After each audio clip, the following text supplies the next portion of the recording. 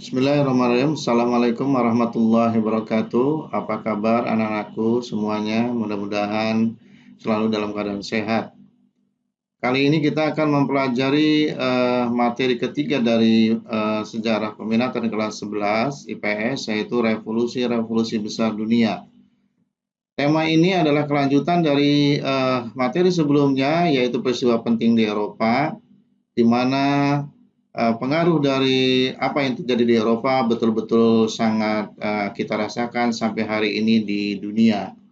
Oleh karena itu, sebagai kelanjutan dari peristiwa yang terjadi di Eropa, kita akan mempelajari beberapa revolusi-revolusi besar dunia yang pengaruhnya sampai hari ini sangat besar bagi masyarakat di Indonesia dan umumnya di dunia. Revolusi-revolusi tersebut adalah yang pertama revolusi Amerika, revolusi Prancis, revolusi Rusia, revolusi Cina, dan revolusi Indonesia. Kita akan mulai dengan revolusi Amerika. Amerika yang dimaksud adalah Amerika Utara atau yang kita kenal sekarang dengan Amerika Serikat atau United States of America. Bagaimana sejarahnya Amerika menghasilkan sebuah revolusi? Itu bermula dari adanya pembelakuan berbagai pajak bagi rakyat Amerika oleh pemerintahan Inggris. Sebagaimana kita ketahui dalam sejarah bahwasanya rakyat Amerika adalah kaum imigran yang berasal dari daratan Eropa, khususnya dari Inggris. Ya, mengapa mereka ingin hidup di benua Amerika? Karena mereka ingin punya kebebasan. Ya, mereka ingin punya kebebasan dalam berbagai bidang. Dalam bidang politik, mereka tidak mau dikungkung oleh kekuasaan kerajaan Inggris. Di bidang ekonomi, mereka ingin mendapatkan kebebasan berusaha. Ya, sementara di negara asalnya, para bangsawan adalah orang-orang yang menguasai ekonomi di negaranya. Dan sebagai puncak dari pemberontakan rakyat Amerika terhadap Inggris, ada sebuah peristiwa yang sangat bersejarah, yaitu The Boston Tea Party tahun 1773.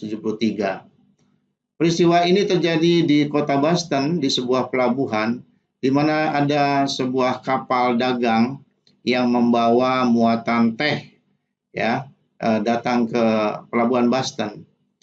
Orang-orang Amerika ini suka dengan teh, tetapi untuk membeli teh ini mereka membelinya dengan sangat mahal. Mengapa? Karena ada pajak di situ yang dikenakan kepada rakyat oleh negara Inggris. Nah, sebagai bentuk protes, maka teh-teh yang ada di kapal tersebut kemudian dibuang oleh para pejuang yang menyamar sebagai orang-orang Indian. Inilah yang kemudian memicu terjadinya sebuah peristiwa besar, yaitu revolusi Amerika. Bagaimana jalannya revolusi Amerika? Bermula dari sebuah ide dari Thomas Paine. Dia menulis buku judulnya Common Sense, artinya akal sehat, ya, yang menyatakan bahwa setiap orang punya kebebasan, setiap orang punya hak asasi manusia. Maka pada tanggal 4 Juli 1776, 13 koloni Amerika menandatangani Declaration of Independence, pernyataan kemerdekaan. Dan ini menimbulkan ketegangan dan peperangan antara rakyat Amerika melawan pasukan Inggris. Dan rakyat Amerika ini saat peperangan dibantu oleh pasukan atau tentara dari Prancis di bawah pimpinan Lafayette. Ya, dan akhirnya pada tanggal 3 September 1783, Inggris menandatangani perjanjian perdamaian di Versailles di Paris, Perancis, yang menyatakan bahwa mereka mengakui kemerdekaan Amerika. Akhirnya, ke-13 koloni Amerika Serikat menyepakati sebuah undang-undang dasar untuk semua wilayah koloni di bawah sebuah negara bernama United States of America, yang sekarang memiliki 50 negara bagian. Ini foto Thomas Paine dengan bukunya Common Sense. Kemudian ini gambar suasana Declaration of Independence, ya, di sebuah kongres, dan di samping kanan ini adalah proklamasi atau pernyataan kemerdekaan tersebut. Nah, Kemudian ini yang harus kita ketahui, apa sebenarnya pengaruh revolusi Amerika buat kita dan buat dunia. Paling tidak ada 3 pengaruh tersebut. Yang pertama, berkembangnya sistem demokrasi. Sebagaimana kita ketahui sekarang, hampir sebagian besar di dunia ini menerapkan sistem demokrasi.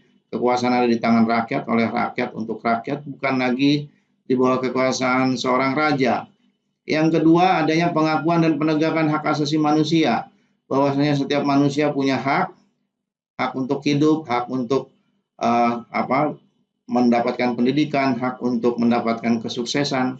Kalau zaman dulu yang mendapatkan hak itu hanya sebagian orang saja, yaitu kaum bangsawan dan kaum agamawan. Kalau sekarang siapapun punya hak. Yang ketiga, menginspirasi negara jajahan untuk berjuang mendapatkan kebebasan dan kemerdekaan. Dan ini terjadi terutama pada abad ke-20. Revolusi yang kedua yaitu revolusi Prancis yang terjadi di Eropa. Bagaimana latar belakang revolusi Prancis? Yang pertama, munculnya filsuf pembaharuan. Sebagaimana kita ketahui, pada era Renaissance banyak muncul pemikir-pemikir atau filsuf-filsuf Prancis yang mengedepankan adanya pemikiran yang bebas atau rasionalisme, pemikiran mengenai kemanusiaan atau humanisme, termasuk pemikiran untuk memisahkan urusan agama dan dunia, yaitu sekularisme. Yang kedua, adanya absolutisme monarki, bahwa sebagaimana negara-negara Eropa yang lainnya, termasuk di dunia, Prancis sebelum masa revolusi adalah sebuah kekaisaran atau sebuah kerajaan, di mana raja mereka yang terakhir adalah Raja Louis ke-16. Mereka atau dia punya kekuasaan yang sangat absolut. Ya, negara adalah saya, hukum ada di tangan saya.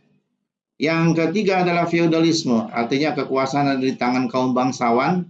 Ya, pada masa itu ada 3 tingkatan masyarakat. Yang pertama, kaum elit itu adalah kaum bangsawan, ya, dari keluarga kerajaan. Yang kedua, kaum agamawan, para pendeta. Yang ketiga adalah orang-orang biasa, ya. Dan ini adalah menentang adanya pembagian masyarakat seperti itu.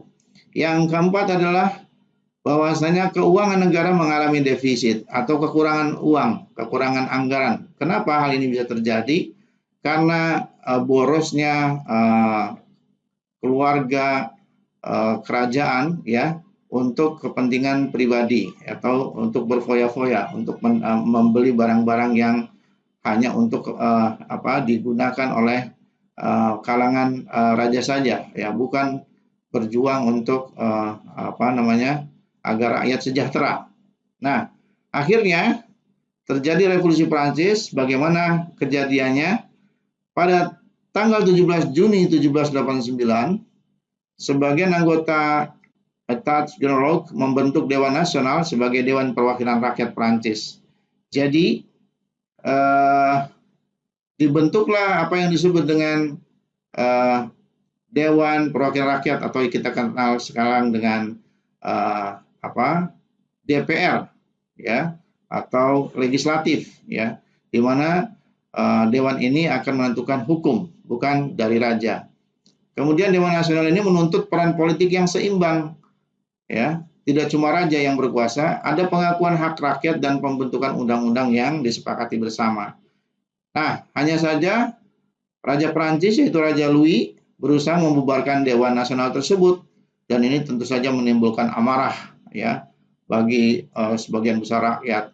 Akhirnya rakyat menolak pembubaran Dewan Nasional oleh Raja Prancis, dan mereka menyerang penjara Bastille yang dianggap sebagai simbol absolutisme Raja Prancis pada tanggal 14 Juli 1789. Inilah puncak dari revolusi Prancis yang kemudian nanti diperingati sebagai Hari Nasional Prancis.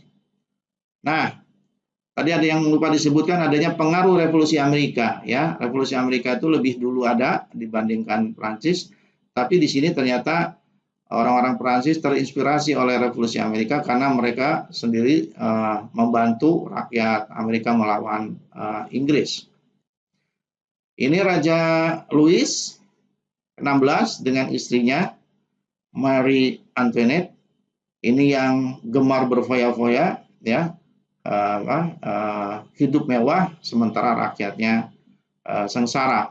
Dan ini adalah sebuah lukisan bagaimana penjara Bastille itu diserang oleh rakyat Prancis pada tanggal 14 Juli 1789.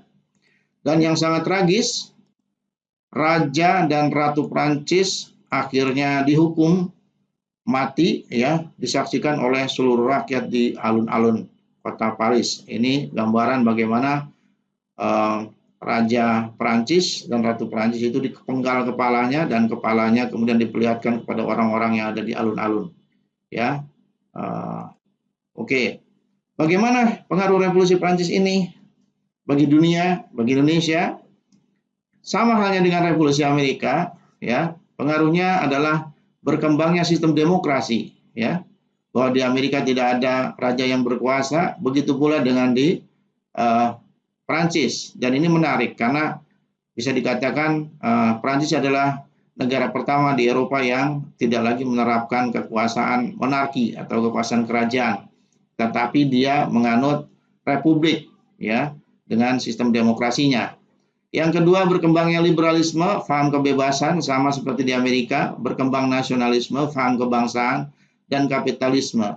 Bahwasanya yang berkuasa adalah orang yang mempunyai pengaruh ekonomi.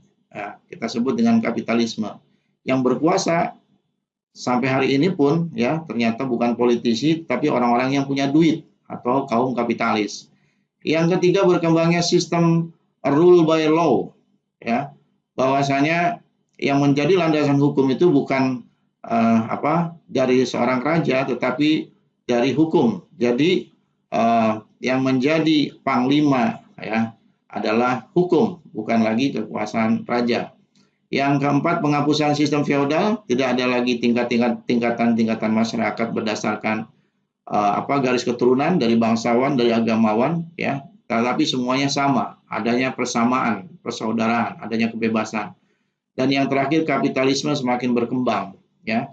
Bahkan hal ini bisa kita rasakan sampai hari ini, bahwasanya pengaruh dari kaum pemodal, ya, yang punya banyak uang untuk mendirikan industri, itu ternyata pengaruhnya besar. Sampai hari ini kita melihat Amerika Serikat menjadi sebuah negara yang mempunyai modal yang sangat besar, yang akhirnya bisa mempengaruhi dunia. Berikutnya adalah revolusi Rusia, ya. Revolusi Rusia. Rusia berada juga di daratan Eropa, tetapi berada di Eropa sebelah timur. Ya, dia adalah negara Eropa yang paling banyak luas wilayahnya, ya, dan sebagian wilayahnya berada di kutub utara. Bagaimana latar belakangnya? Latar belakangnya pertama, terjadinya kesenjangan sosial dalam masyarakat, ya, hampir sama dengan di Prancis, ya. Dan di Rusia juga ada rajanya, ya, mereka atau dia punya gelar Tsar, ya, Tsar Nicholas II terakhir rajanya. Nah, ini juga revolusi ini juga menggambarkan bahwasanya sama seperti di Prancis, Raja Rusia yang terakhir akhirnya diturunkan oleh kekuasaan rakyat. Pemerintah kurang menghargai hak politik warga negara, ya, karena menganggap bahwa negara adalah punya raja, ya, dan warga negara tidak punya hak politik. Muncul kelompok yang menentang kekuasaan Tsar atau Raja Rusia. Kekalahan Rusia dalam Perang Dunia Pertama, ya, Rusia sebuah negara yang besar, tetapi dia kalah perang yang sangat memalukan melawan Jepang tahun 1905. Akhirnya rakyat tidak percaya pada rajanya, ya, sampai kemudian mengadakan aksi demonstrasi menentang raja, tetapi kemudian para demonstran itu dibunuh dan diperingati sebagai sebuah peristiwa sejarah yang disebut dengan Minggu Berdarah. Bagaimana jalannya revolusi Rusia ini? Yang pertama, Tsar mengekang kehidupan politik rakyatnya sehingga muncul golongan buruh atau proletar yang menuntut hak-hak politik. Jadi revolusi Rusia ini dijalankan oleh apa yang disebut dengan kaum proletar atau kaum buruh ya yang mempunyai ideologi komunisme ya, mempunyai ideologi komunisme. Mereka menuntut bahwa hak kaum proletar itu ya itu sama ya dengan raja, yaitu punya hak politik. Kemudian para buruh bersama dengan golongan menengah dan kaum proletar Bolshevik ya. Jadi ada yang kelas bawah disebut proletar, ada yang kelas menengah disebut dengan Bolshevik, kemudian melawan kekejaman Tsar Nicholas II. Akhirnya revolusi terjadi pertama pada bulan Februari 1917, diawali dengan pemogokan buruh, kemudian nanti dilanjutkan pada bulan Oktober 1917 yang disebut dengan revolusi Bolshevik. Akhirnya keluarga Tsar Rusia ya tidak lagi menjadi raja. Ini adalah keluarga kerajaan terakhir dari Rusia setelah sekian ratus tahun, sama seperti yang terjadi di Prancis. Mereka tidak lagi menjadi raja dan Rusia kemudian menjadi sebuah republik ya, dikuasai oleh rakyat dan mereka dipengaruhi oleh ideologi sosialis komunis. Ya, ini pemimpinnya bernama Lenin yang kemudian menjadi presiden pertama Rusia yang pada periode selanjutnya menjadi sebuah negara superpower bernama Uni Soviet. Bagaimana pengaruh revolusi Rusia? Yang pertama, negara Rusia yang kemudian berubah menjadi Uni Soviet ini adalah negara induknya komunisme internasional.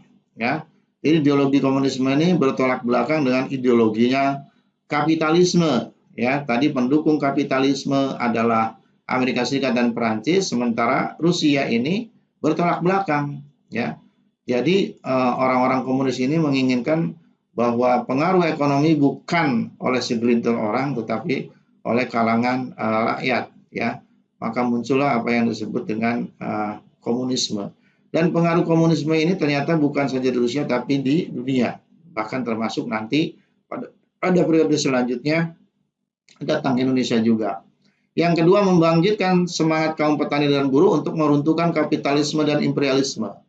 Dan ini terbukti dalam sejarah ya, setelah Rusia menjadi negara komunis, maka lahirlah negara-negara komunis berikutnya.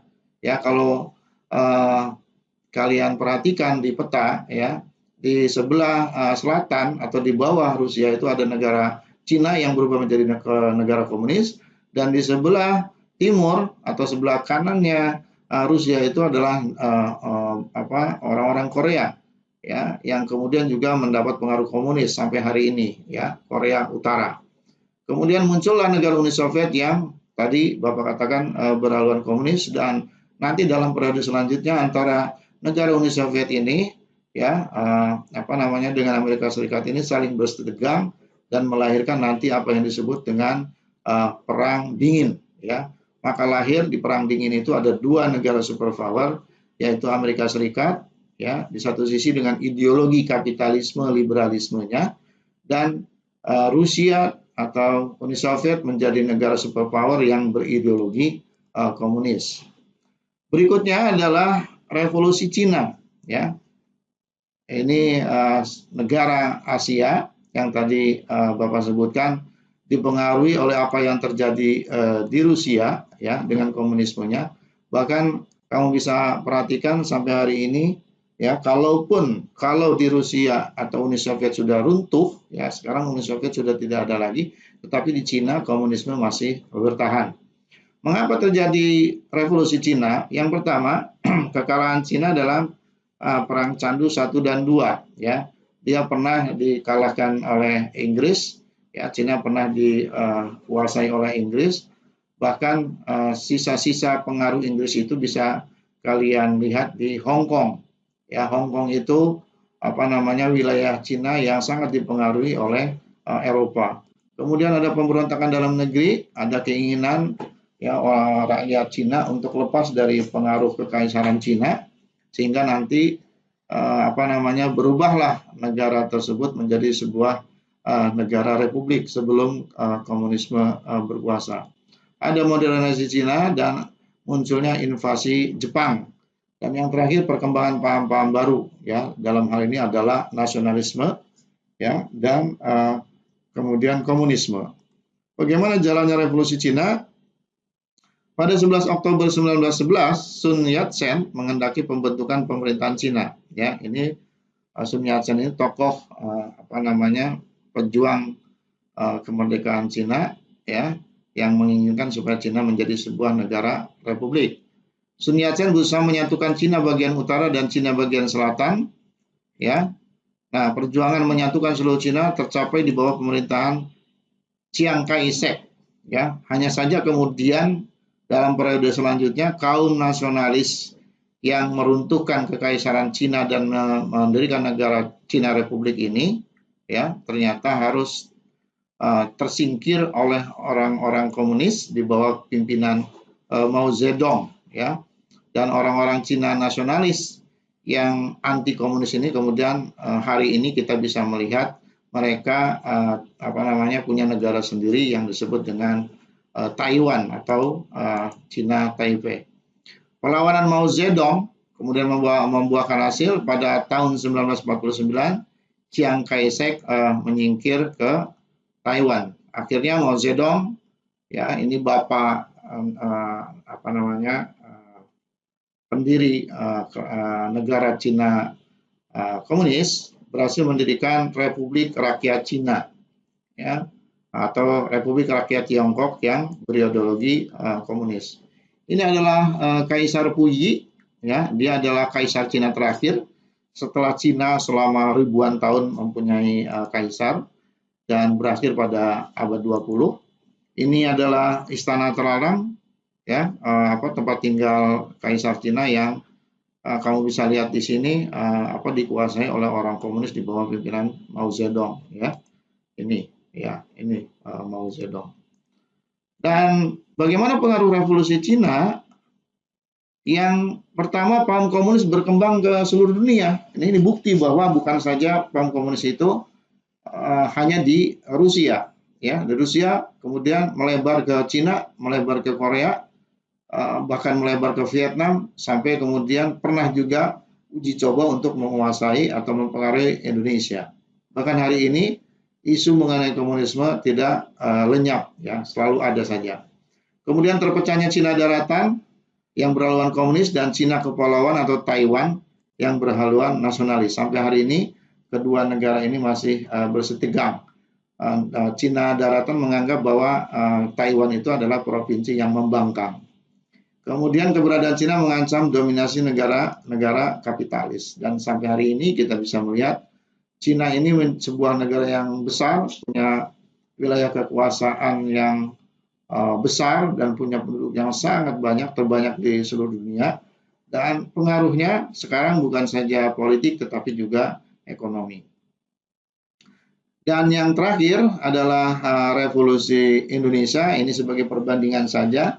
Dan kalian nanti juga membahas tema ini, tapi paling tidak kalian dapat membuat sebuah perbandingan dengan revolusi-revolusi yang lainnya. Latar belakang revolusi Indonesia adalah berkembangnya nasionalisme, ya, paham kebangsaan, terutama setelah bangsa-bangsa di Asia dijajah oleh bangsa-bangsa Eropa. Yang kedua, upaya mempertahankan kemerdekaan dan menyelesaikan permasalahan administrasi negara. Indonesia merdeka 17 Agustus 1945 tidak serta-merta diakui oleh bangsa yang lain, apalagi bangsa Belanda, ya. Baru tanggal 27 Desember 1949 Indonesia diakui kedaulatannya oleh Belanda. Itu pun yang diakui hanya Republik Indonesia Serikat, ya, bukan NKRI. NKRI sendiri baru diakui oleh Belanda tanggal 17 Agustus tahun 2005. Jadi artinya setelah 60 tahun Indonesia merdeka. Yang ketiga, keinginan Belanda menegakkan kekuasaan Indonesia. Ya, kita kenal dalam sejarah ada yang disebut dengan agresi militer. Ya, setelah Jepang kalah dalam Perang Dunia Kedua, Belanda datang lagi ke Indonesia untuk berkuasa kembali seperti sebelumnya. Bagaimana jalannya revolusi? Ada upaya perjuangan yang disebut dengan perjuangan bersenjata. Yang kedua, perjuangan diplomasi. Perjuangan bersenjata ditandai dengan pertempuran fisik. Kita mengenal ada peristiwa 10 November di Surabaya, ada pertempuran Apalagan di Ambarawa, ada Bandung Lautan Api, ada pertempuran Medan Area, ada pertempuran Magalana di Bali, ada serangan umum 1 Maret 1949 di Yogyakarta. Ini adalah perjuangan bersenjata. Bagaimana dengan perjuangan diplomasi? Perjuangan diplomasi dilakukan melalui sejumlah perundingan, mulai dari perundingan Linggarjati, ya, di mana akhirnya Belanda mengakui secara de facto wilayah Indonesia, walaupun hanya terdiri dari Sumatera, Jawa, dan Madura. Kemudian ada perundingan Renville, ya, perundingan yang terjadi setelah Belanda melakukan agresi militer yang pertama. Kemudian yang kedua perundingan Rumroyen setelah Belanda melakukan agresi militer yang kedua, dan akhirnya konferensi meja bundar. Inilah puncak perjuangan Indonesia, di mana akhirnya kerajaan Belanda mengakui kemerdekaan Indonesia pada tanggal 27 Desember 1949. Demikianlah revolusi Indonesia. Bagaimana pengaruh revolusi Indonesia ini? Kita memiliki bentuk negara kesatuan, ya, berbentuk republik sama seperti Amerika Serikat dan Prancis. Kemudian kita juga menganut demokrasi, ya, dengan sistem presidensial, di mana presiden itu memiliki jabatan sebagai kepala negara dan kepala pemerintahan. Dan sampai hari ini pun kita menganut sistem demokrasi yang tadi diceritakan sebelumnya, bahwa sistem demokrasi ini dipengaruhi oleh revolusi besar dunia, baik revolusi Amerika, revolusi Prancis, revolusi Rusia, dan revolusi Cina. Demikian yang bisa Bapak sampaikan. Mudah-mudahan ada manfaatnya. Jangan sungkan-sungkan untuk terus belajar, bukan hanya dari Bapak, tetapi belajar bisa di mana saja, kapan saja, dengan siapa saja. Terima kasih. Wabillahi taufiq wal hidayah. Wassalamualaikum warahmatullahi wabarakatuh.